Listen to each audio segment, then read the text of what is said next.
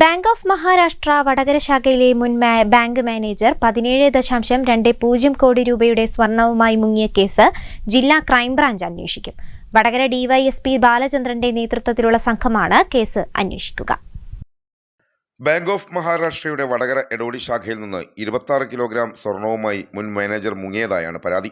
സ്വർണത്തിനു പകരം മുക്കുപണ്ടം വെച്ച് 17,20,35,717 രൂപ തട്ടിയെടുത്തെന്നാണ് കേസ്.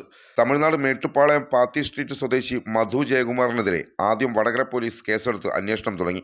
മാനേജർ ഇർഷാദിന്റെ പരാതിയിലാണ് പോലീസ് കേസെടുത്തത്. ഈ കേസാണ് ക്രൈംബ്രാഞ്ച് അന്വേഷിക്കുന്നത്. വടകര ഡിവൈഎസ്പി ബാലചന്ദ്രന്റെ നേതൃത്വത്തിലുള്ള സംഘമാണ് കേസ് അന്വേഷിക്കുക.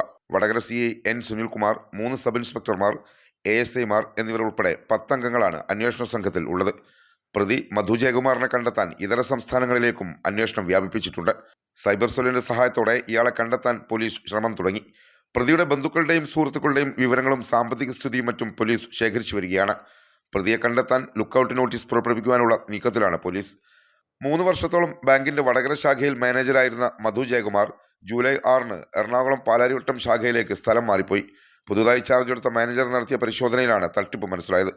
2021 ജൂൺ 13 മുതൽ 2024 ജൂലൈ 6 വരെ 42 അക്കൗണ്ടുകളിലാണ് തട്ടിപ്പ് നടത്തിയത്. സ്ഥലമാറ്റം ലഭിച്ചെങ്കിലും മധു ജയകുമാർ പാലാരിവട്ടത്ത് ചാർജ് എടുത്തിട്ടുണ്ടായിരുന്നില്ല. News bureau, Vadakara.